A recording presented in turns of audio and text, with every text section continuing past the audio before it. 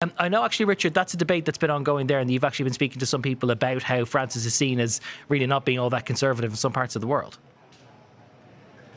Yeah, he's seen as a Marxist in parts of America. I think that's one of the most interesting parts of all of this, is that, you know, even in the Curia, and you mentioned the Curia there, I mean, Pope Francis was not a popular man in the Curia. The other cardinals, people who'd been in the job longer in many ways than he had when he was elected as Pope back in 2013, they thought he brought about lawlessness by starting these discussions on things like who am I to judge LGBT people, things like you say about, you know, trans people becoming godparents, talking about all issues, which they really felt, the more traditional leaning members of the Curia, that these are settled matters, these are dogmatic issues, and these are enshrined in canon law effectively. That's always something I think is important to get across as well. Like, Pope Francis is not a left-wing politician or somebody we can put on this sliding scale of a spectrum.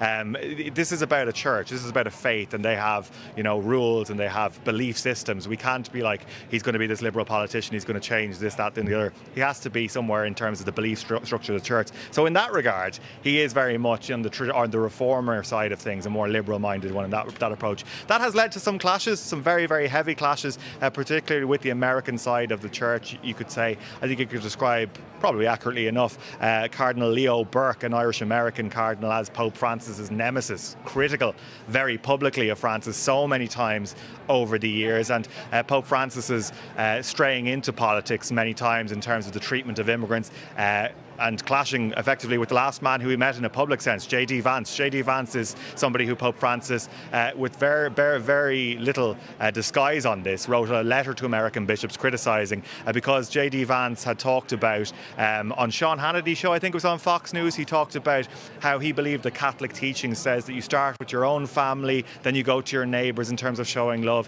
then you go out into your community, and then after everybody else, you talk about other human beings in terms of showing them love. So Pope Francis responded to that very openly to his bishop, saying this isn't some sort of like sliding scale of love we show the world. You have to be a Catholic, you have to show love out to everybody.